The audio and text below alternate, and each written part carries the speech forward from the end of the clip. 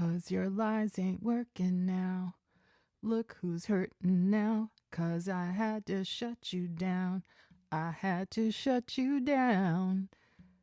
As much as Kensington Palace is giving us Camilla the Big Bad Witch, Kate on her Irish pageant tour, and Prince William as just the sort of naughty professor in the too small jacket, it just isn't giving us the amnesia that they're hoping for. There's no way something didn't happen through the majority of 2024. If you don't like it, skip this post. A lot of people don't believe the cover story for 1 second. Abdominal surgery. And then this whole cancer trope. It's overstated, it's overdone, and it's missing the beats of reality. We see her. We see King Charles. And a lot of people are skeptical. Even with the best makeup in the world, Kate has had the best glow up many of us have ever seen for someone who allegedly suffered such a serious health crisis. Some people have suggested that there was another explanation. A lot of people, I think, falsely accuse Kate of disappearing to have plastic surgery of the refresh kind. The only kind of plastic surgery I could see Kate having had, based on the unedited pictures, the unphotoshopped ones, is, the kind of surgery you have after an accident to repair a scar. Other than that, it doesn't look like she's done anything, Demi Moore level, Lindsay Lohan level. Nothing, nothing more than, if I got to rest and relax and not worry about money for 15 years, if I only had to work 2 weeks out of the year, I would look I would look very smooth and relaxed as well. But when Kate finally came back, she looked very well. Some folks have suggested that maybe Kate and Charles and their health stories are a red herring to distract us from whatever is going on with William. William is a big boy. He's 6'4". Yeah, he's older. Yeah, he's bald. But he has been looking like he dropped like 15, 25 pounds in a hurry. Haggard about the face. And when he gets emotional, he really does get that Mr. Burns squint. And it's very jarring because he used to be such a pretty man. But, actors know what you feel and think inside shows on your face. He grew that beard, but it didn't stop us from seeing him swaying back and forth at that investiture. The weight loss is clear, the gray skin. You can go off on your helicopter and go get a tan, but he just doesn't look as vital and healthy as he could look at his age and with his level of privilege. Now, if he's just mad that Harry is out of his damn reach, well, that's just too damn bad, isn't it? The obvious panic the Kensington Palace PR people had when trying to come up with explanations and buy time during 2024. They were releasing those weird jigsaw Photoshop photos and the body double videos that are clearly not Kate. That scar on the left side of her face and the bruising around William's neck around February 2024, they've never been properly explained. And we keep playing peekaboo with the scar on Kate's face, the engagement ring that comes and goes.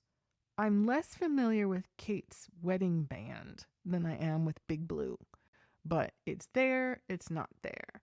There's this 3-band triplet that people say is her, either her anniversary or divorce ring assortment. You be the judge of what's going on in that department. But the Trooping the Color event, where everyone behaved more like it was a funeral, the kids' body language suggested that something was severely amiss, and it wasn't their mom's health crisis and bounce back. The fact that Kate's surgery was supposedly planned at the same time that they had an Italy trip scheduled that had to be canceled, well, that doesn't add up. All the bad Photoshop and AI content that I really wish and hope it could be blamed on Kensington Palace interns, Colin, Ewan, Ian, right? Some daffy little co-eds who were in there for the summer, not taking it seriously and thinking that they were masters of ChatGPT and Midjourney, but really cocking it up the whole way. I wish that were the right explanation, but I doubt it. Could it be that the AI and Photoshop have become more streamlined and seamless? Are we seeing more of it and we just can't tell? Even if Kensington Palace thinks they are all better than everyone and they don't owe the UK taxpayers, aka their bosses, an explanation, even a basic one, the optics were not good, and they let it go on for way too long, long enough that the Americans, keyboard warriors that we are, keen observers of media, socials, and news, we saw through the facade. And it seemed brave of an immune-compromised woman to go to a parade for King Charles' birthday for Trooping of the Color, and then her favorite crowded event, the men's finals at Wimbledon. Basically, that was it for 2024, right?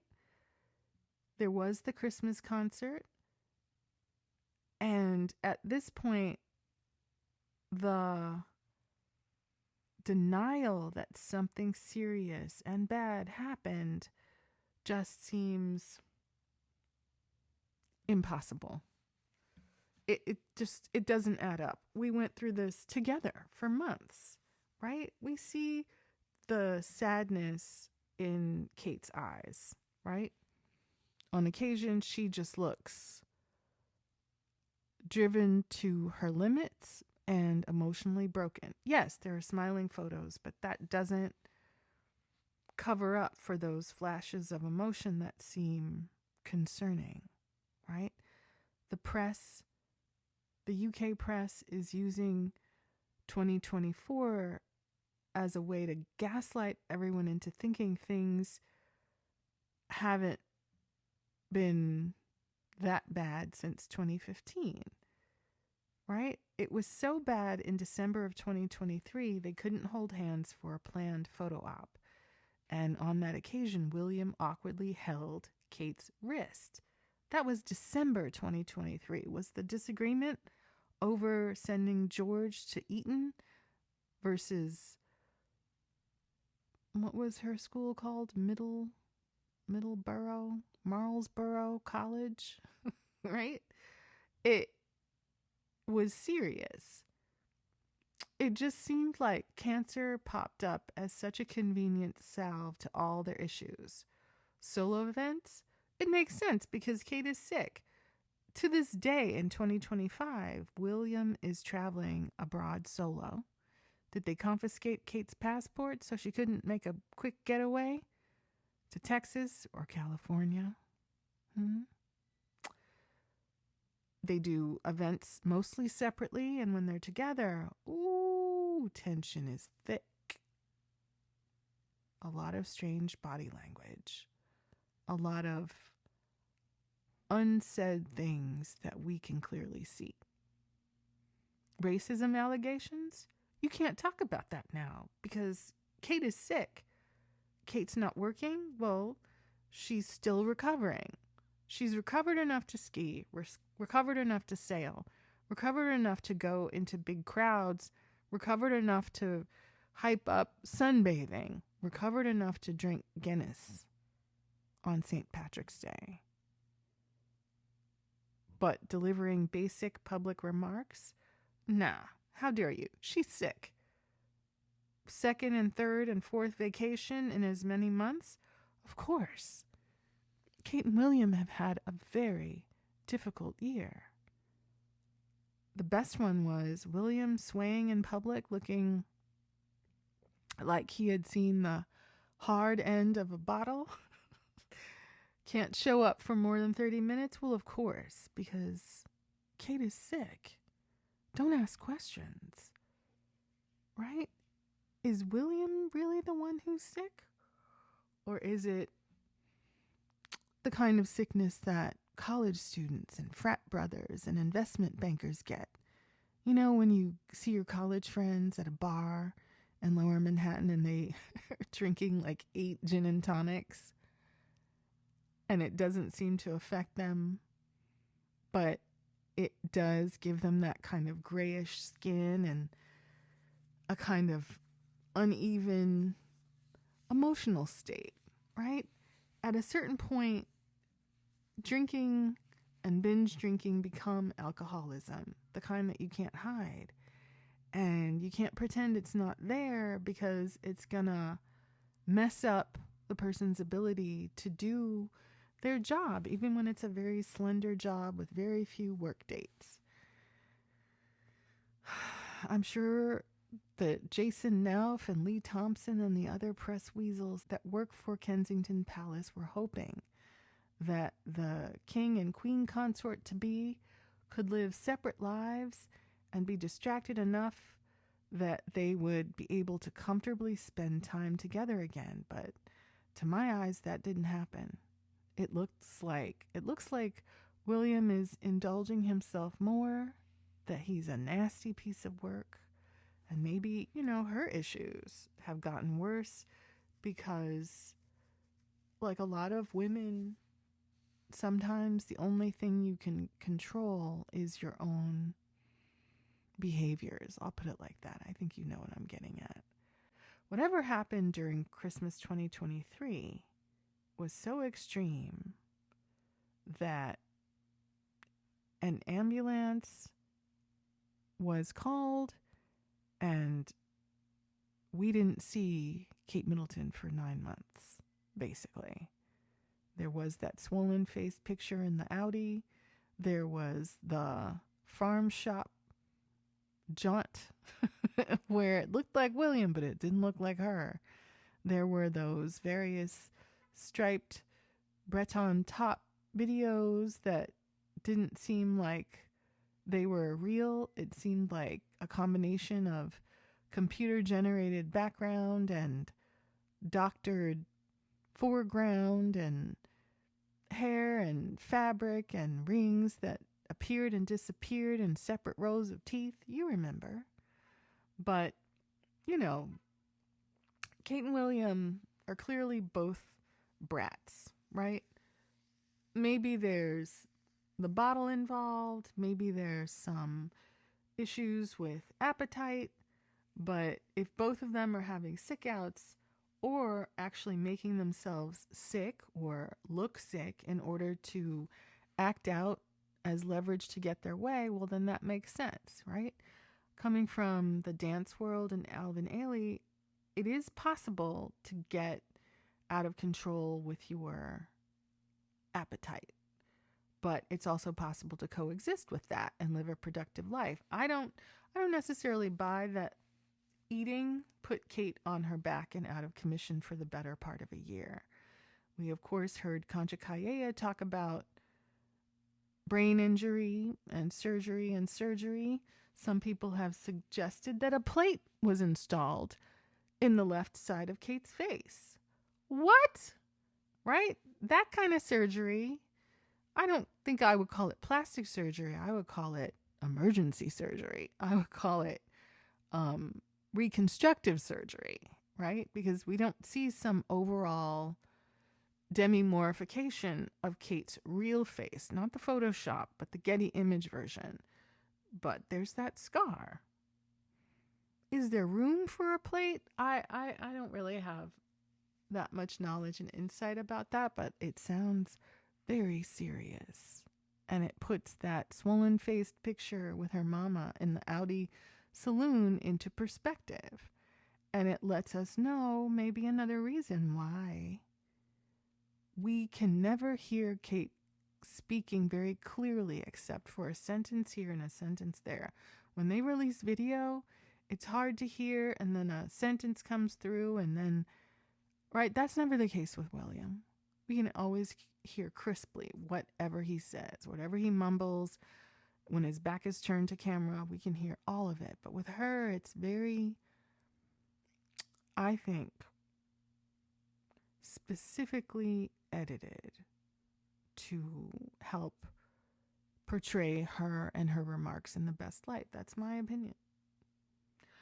Anyone who has friends who have separated or divorced know that provoking your spouse into a rage and an instance of unfortunate physical altercation is a perfect method of gaining the upper hand in a divorce negotiation. You know, we know Kate and the Middleton clan don't got nothing else going on financially or with the business of their lives besides that marriage, right? That marriage is the big gambit, right? With the dollar signs on it. That's the career. That's the money spigot. The custody of the kids, the queen consort to be role, all of that, the money for the clothes, the commerce around the clothing, if rumors are to be believed about Pippa, Mama, and Kate hustling clothes into her closet and then selling some of them or taking kickbacks for her wearing certain things. I'm not saying it's true. I'm saying that's what people say, right? The whole marriage into the royal family as pick-me in its dynamics as it has been and continues to be. It was an investment and a gamble that paid off handsomely for the Middleton family. Pippa and James were able to marry money, but the whole family turned their back on their working class roots, right? They act like their family was posh too, not working at the airline, right? Never claiming the neighborhoods where they were born, grew up, lived.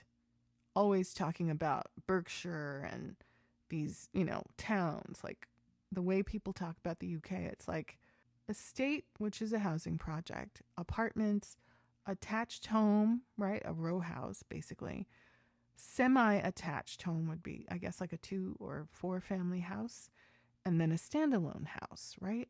The rumor is that the Berkshire property, when they went bankrupt and couldn't pay their PPP loan or their creditors to the tune of millions of pounds, that they've been renting that out. And then there is also some property that Pippa Middleton's wallet purchased, which is some kind of like wedding venue property that maybe the Middletons are active in renting out to corporate and wedding and other kinds of parties. Quinceañera, perhaps, if they have that in the UK. But maybe that's why the Middletons aren't really capable of actually being posh. You can fake the accent, but actually fitting in, right? We see how Camilla seems to avoid Kate at all costs. And even King Charles snubbed her at Commonwealth Day on camera, right? And it makes the Middletons really incapable of noblesse oblige, actually being generous, actually thinking about the poor UK taxpayer, the people living in those drafty, moldy, hard to heat Duchy of Cornwall flats, the women fleeing domestic violence, the actual cancer patients who need care sooner than the 6 months to 2 years that the National Health Service forces them to wait, right? That kind of advocacy would be automatic to a Princess Diana, not so automatic to a Kate Middleton. The shabby way Kate and Carol Middleton continue to attack Princess Meghan Sussex is emblematic of their class and racial paranoia. Prince William mirrors Kate's poor behavior in his attacks on Prince Harry for simply continuing to live his family life, earn his money, and be successful in media, the global sports community, and philanthropic work, right? William and Jasie Knauf want to blame the entire royal racism project on Kate and push her off the separation and divorce pier with the millstone of the toxic British media tied around her neck, right? It's not like Carol Middleton ever stopped briefing the press. It's not like Prince William, through his press operatives, Lee Thompson, Jason Knauf, and those scandalous interns, Colin, Ewan, Ian. It's not like they ever stopped. But if rumors are to be believed that William has long had a new posh blonde girlfriend, an academic, and that's who's accompanying him to Hugh Grosvenor's wedding, Hugh Grosvenor's hunting lodge trip to Portugal, the honeymoon that William went on with a friend without Kate. There's a hell of a lot of without Kate going on, and perhaps there's a new, articulate blonde stunner on his arm that will become his Camilla La Usurpadora. There has never been any kind of evolution from being Kate Middleton, right? Kate Middleton, no matter what title she has remained Kate Middleton, right? She waited 10 long years for William, who had to finally settle on her when other aristocratic women turned him down. She never became the hardworking commoner princess.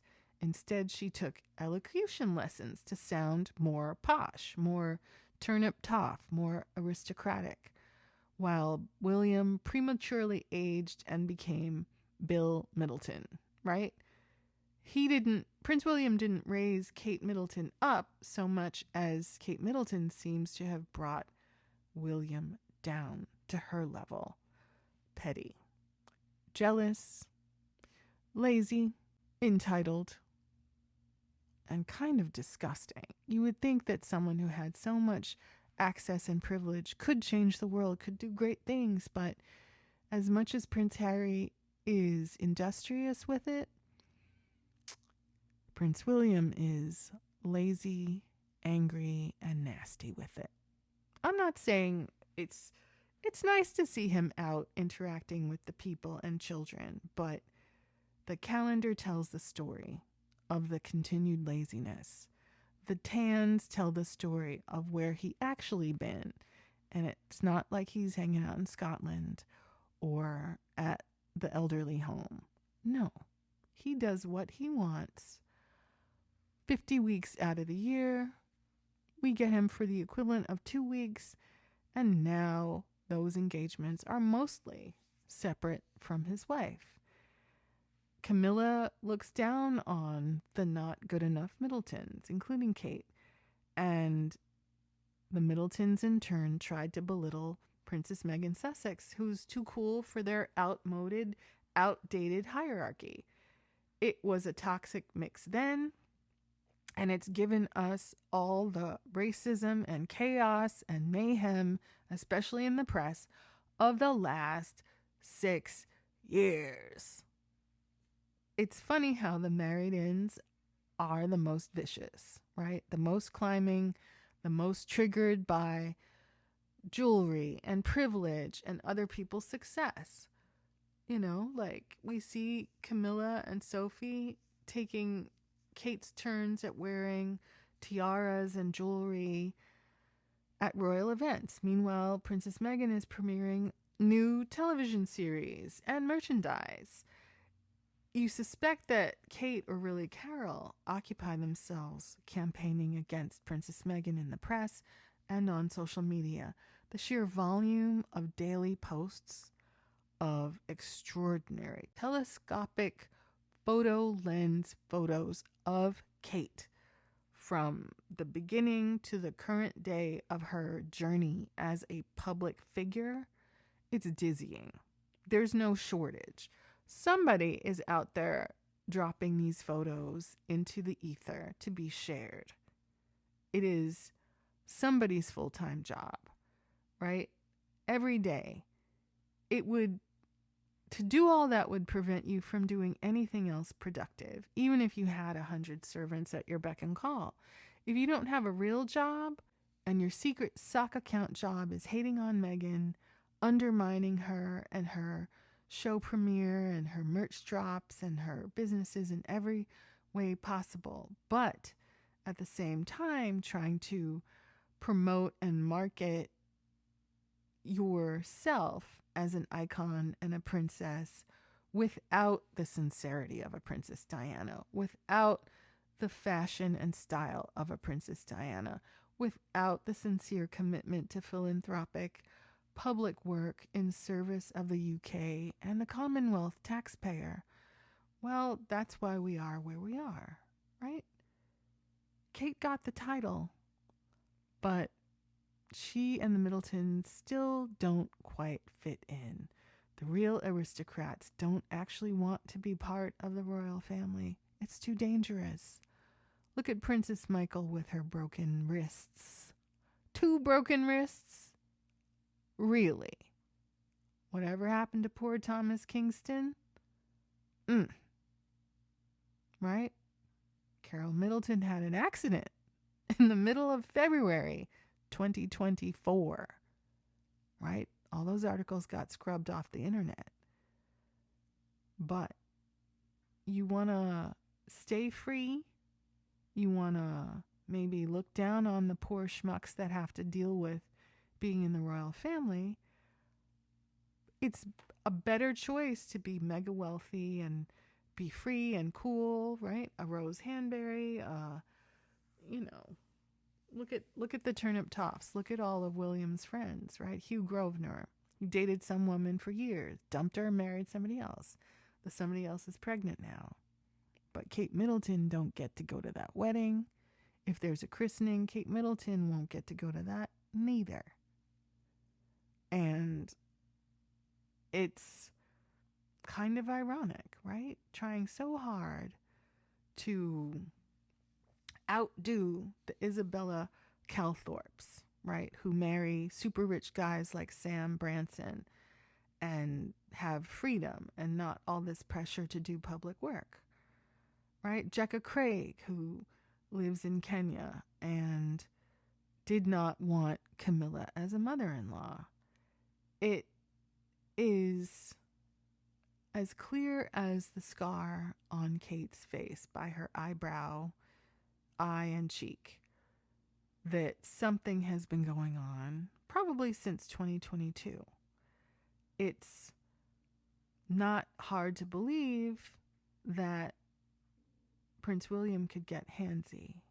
It's not hard to believe that a middle-class family, a commoner family strapped for cash, would encourage our girl, Kate, to stick with it. Where else will the money, the status, the position come from? If they lose that toehold, right? Every other person with money the Middleton kids married don't have titles. And maybe they were seeking to get close to getting one by marrying into the Middleton family. I get it, what purpose it serves to ingratiate yourself with aristos and royals and all of that. But if it's getting dangerous, and we know how dangerous the British royal family can be, maybe it's time to, count up all the coins, secure the stolen jewelry, and just put everything in a little bundle at the end of the stick and go on down the road, right? Maybe get into another country. I don't know. Whatever's going on doesn't seem good. What do you think, stars?